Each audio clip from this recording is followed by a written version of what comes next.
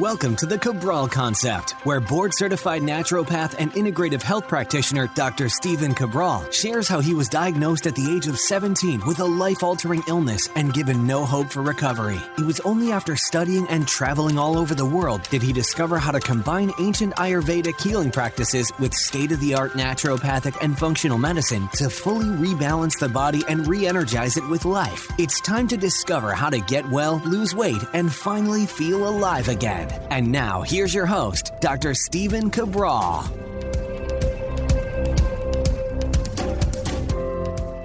Hi, everyone, and welcome back to the show. It's great to have you here today. Thank you for joining me on this Mindset and Motivation Monday, where I want to talk with you about Jordan Peterson's book, The 12 Rules for Life. Now, if you've been a podcast listener to the Cabral Concept for some time now, you'll know about 2 years ago, I reviewed his book on a Friday review. Thought it was an excellent book. I've listened to his teachings for many years prior to him coming out with this book, and that's why it was great for me to be able to share that on the podcast. Now, on YouTube, you'll find many of his videos. He's a very polarizing character. A lot of people love him. A lot of people disagree with him. But what I would say is this. A lot of what he speaks is from the heart. There are truths that I've heard before decades ago when studying Carl Jung. Carl Jung is, without a doubt, I would say, my favorite in terms of looking at philosophy, with looking at psychology, with really trying to understand the deeper levels to humanity. Now, he's not the only one, of course, but I know for sure as a predecessor to Dr. Jordan Peterson, Peterson took a lot of his work too and is now teaching it in this day and age, and I think he's doing a great job at that.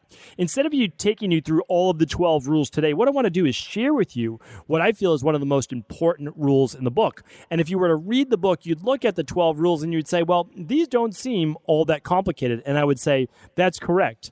Living a good life, living a happy life isn't necessarily complex, but that doesn't necessarily mean that it's easy. So things that are not necessarily complex, as I said, they don't necessarily mean that you can just dive right into it and that you're able to implement those things tomorrow.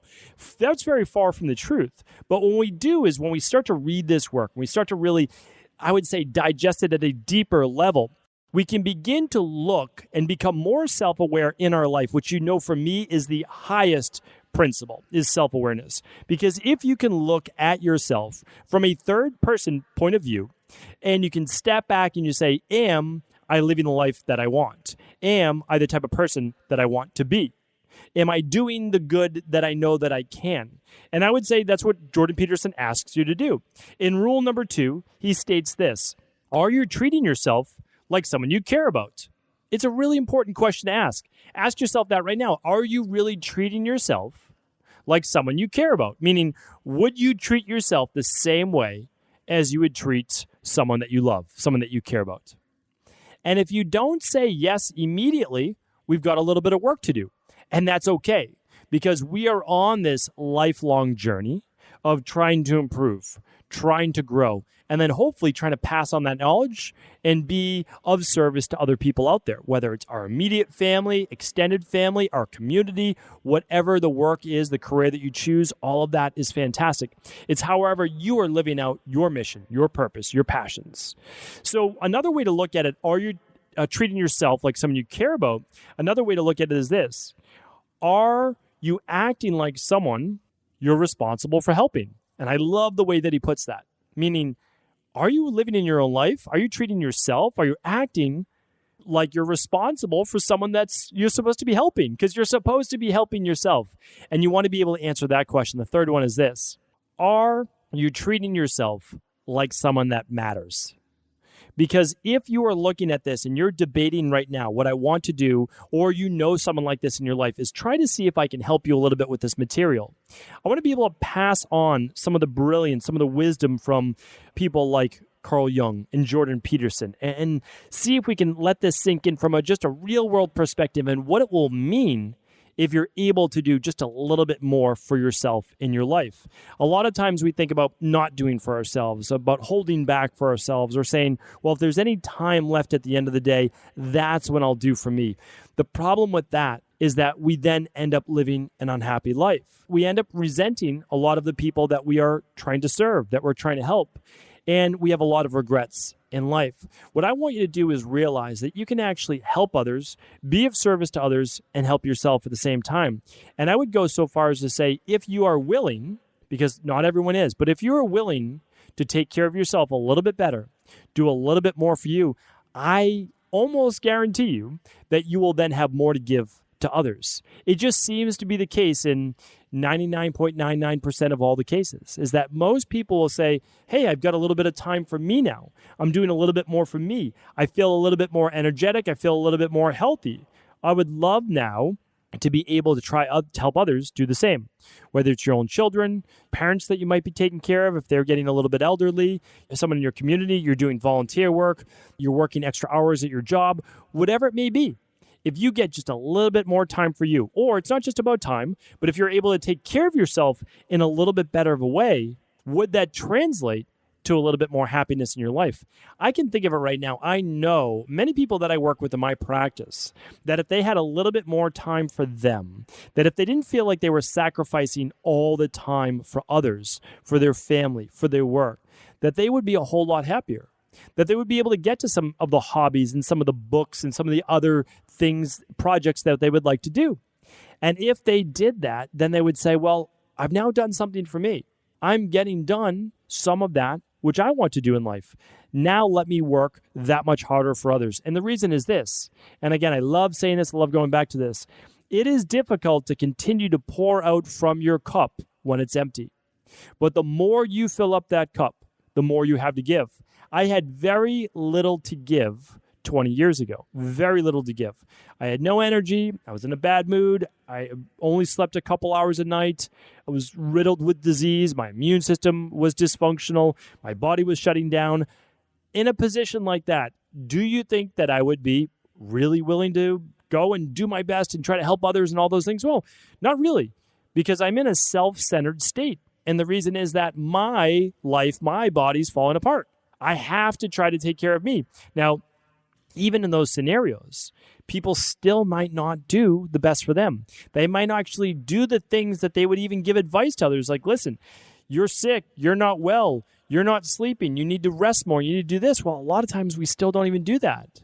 I mean, how many people do you know that they treat their pets better than they treat themselves? How many people do you know that they give their dog a better diet or their cat a better diet than they feed themselves? Remember, you're supposed to treat yourself and feed yourself like you matter, like you're responsible for you, like you want to keep yourself healthy. And that's just, again, one thing. The same, that's why I look at our body and I say, listen, we want this body to last 80, 90, 100 plus years. Well, if the joints are carrying around an extra 20, 30, 40, 50, 60 pounds, how long do you think those joints are going to last? How much more pressure do you think your heart can take, or your lungs can take, or your arteries can take, right? I mean, that all these things are important. And if we're taking in all of these processed foods and we're fluctuating blood sugar all day long throughout the day, well, what do you think that's doing to our brain? What do you think that's doing to our pancreas? All of these things matter. Again, when we look at it in just the day, we're stressed. We don't have a lot of energy. We're frustrated. We're upset. And sometimes we pacify that with social media, with food, with alcohol, with cigarettes, whatever it might be. But again, if we step back and we can look from a third-person viewpoint and we can say, is this the life that you should be living? And again, no judgment. Because where you are today does not necessarily matter at all. It does not matter. It means, okay, you've woken up. You realize that you actually are the best person to take care of you. Think about that. Who's in a better position to take care of you than you? Nobody else. Because nobody knows what your struggles are as much as you do. Nobody knows what your wants are or your needs are as much as you.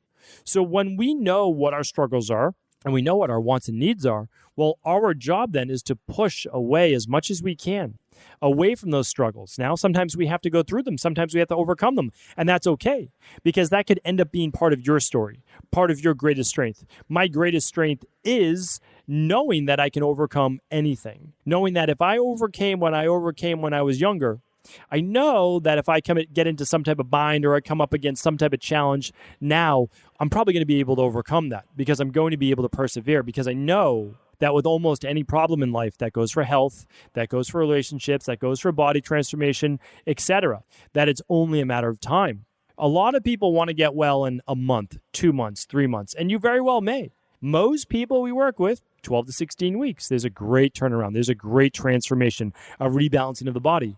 Some people might take 6 months and some might take a year. It doesn't mean that you wake up one day a year from now and you're better. No, it means that you're getting better 8 to 10% per month. And the most sick people might take a little bit longer. The people with the worst digestive issues, they might take a little bit longer. Not they'll get well, but their food reintroductions might go a little bit slower. It doesn't mean that it's not going to happen. It just means that the timeline that you set up in your own head wasn't necessarily correct. But that's okay. You still work the process. You still take care of you because you are responsible for you. It's very difficult to put your well-being, and that goes for mind and body, on someone else.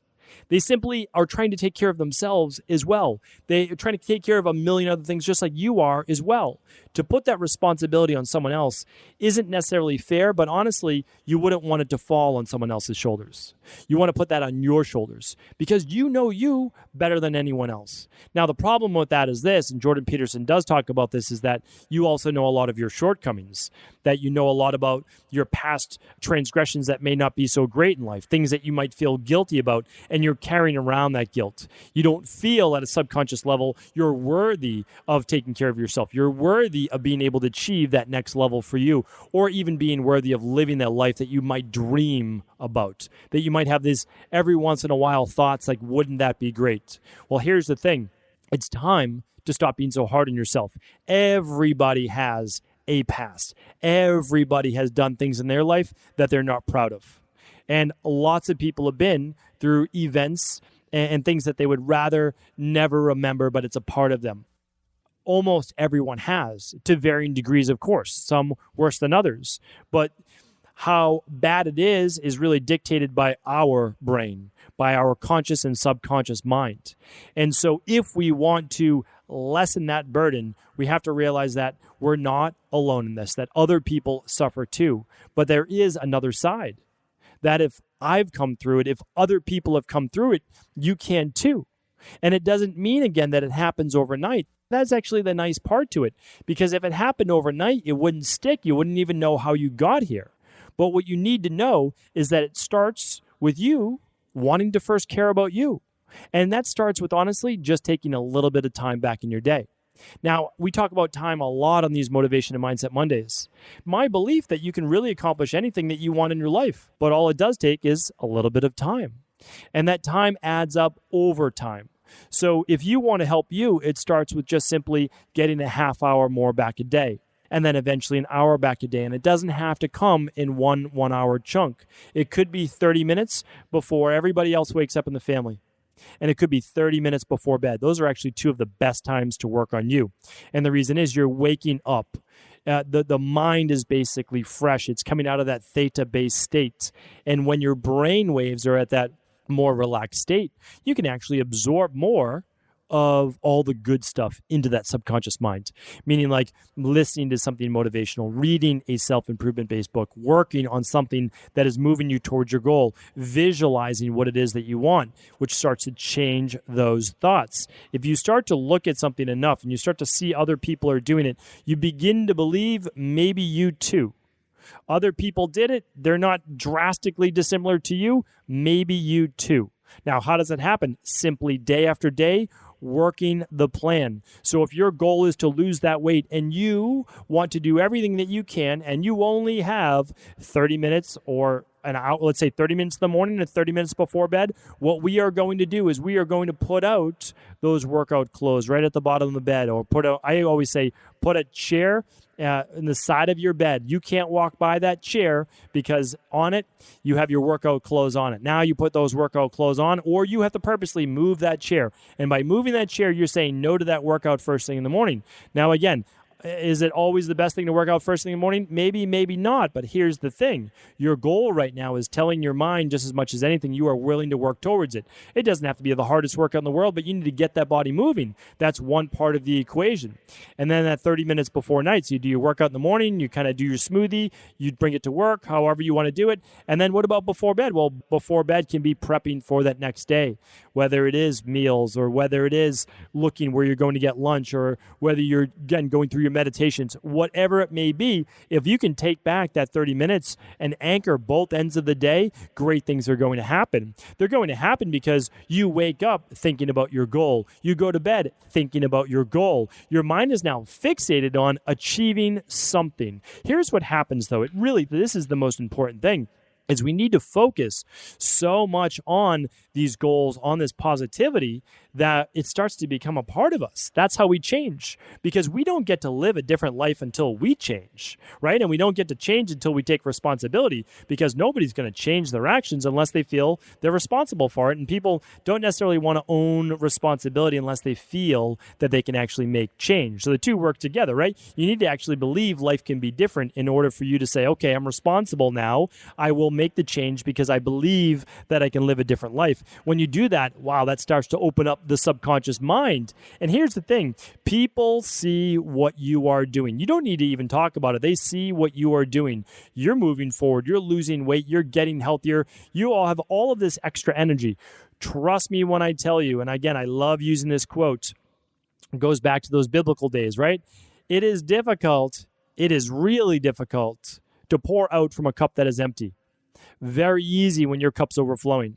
When you have energy, when you feel great, when you feel like you're making progress in life, when you feel like you're growing, you want to help other people. You want to lift them up. You don't want to be the only happy person around you, right? You want to lift others up. You want to share some of what you found. It's why I do a daily podcast. I've got a lot to say, right? I've got a lot to share, and I'm going to continue to share it.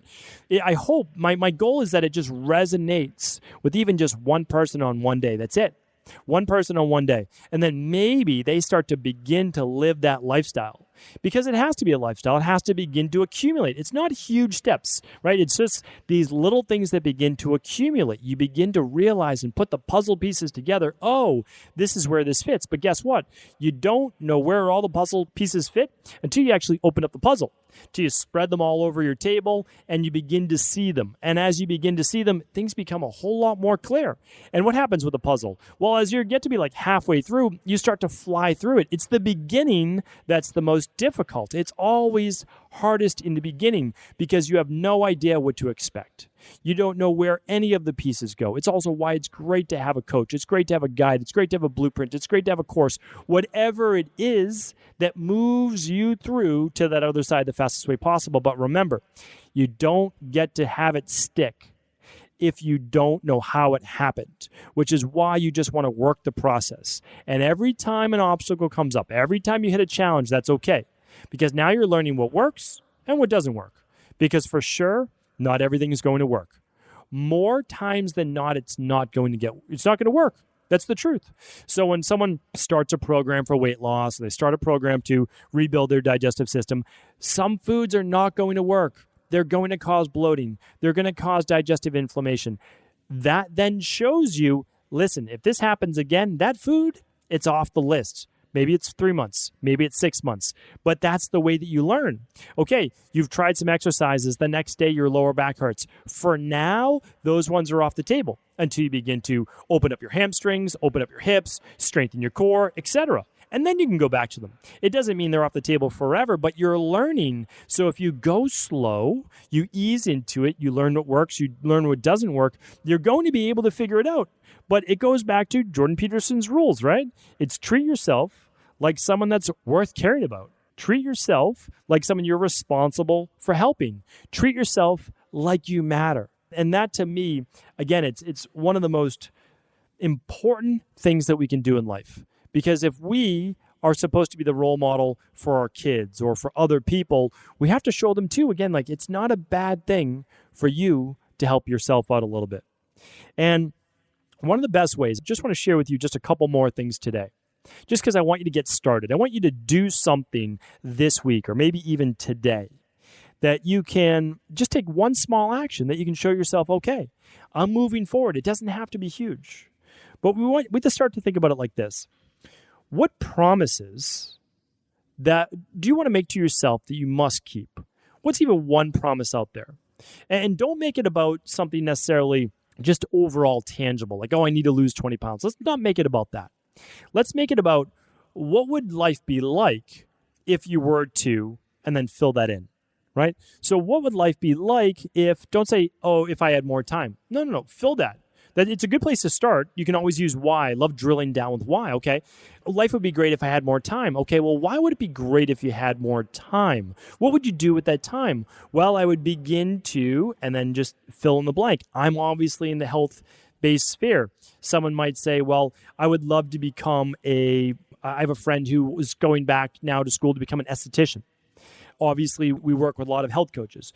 That would be great because I'd have more time to then be able to become a health coach. So then I'd be able to study more. I'd be able to learn more about healing my own self and then be able to heal others. Okay, great. And that would benefit you because you would then feel like you're living your passion. You'd be able to make a career out of it. You'd be able to support your family with some extra income, whatever it might be. We could do it in another area. Okay, I want to lose 20 pounds. Well, that's not good enough. Why do you want to lose the 20 pounds? Well, I want to lose the 20 pounds so that I have more energy. So that means that I'll probably have more patience with my children. Well, that's a great reason for doing it. And why do you want more patience for your children? Well, I want them to make sure they're growing up with someone that they feel they can come to with questions and that I'm always available for them, like anything like that. So I want you to drill down and I want you to begin to make promises to yourself. Because remember, whoever you make promises to, you're saying that, listen, you matter. You matter. I promise you that I will do this. So let's go back one more time and say this. Be the type of person that you want to care for. Be the type of person who believes that they matter. Be the person that they feel they are responsible for helping, to be kind to be nice to show love to, and also to reprimand, to make changes, to say, listen, you can do better, to motivate when they need it.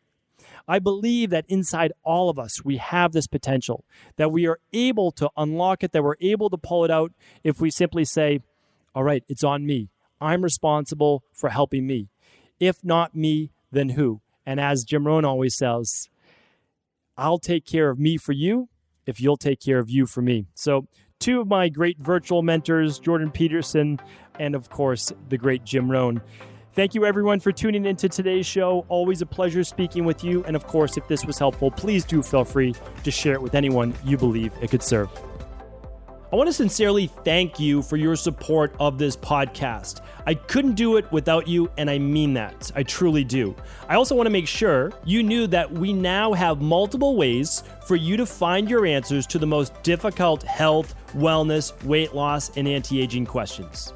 You can find podcast-specific topics like thyroid, adrenal, hormones, sleep, digestion, Ayurveda, and many more at stevencabral.com/podcasts that will then link you to your favorite Apple, Spotify, and other podcast players. Plus, all new podcasts and weekly exclusive video content is being added to our YouTube channel at youtube.com/Stephen Cabral. And that's Stephen with a PH. Head on over and subscribe so that you don't miss any of the exclusive content. Lastly, if you've ever found any of my podcasts or books to be helpful, I would really appreciate it if you could leave a review on iTunes or your favorite media player for the podcast.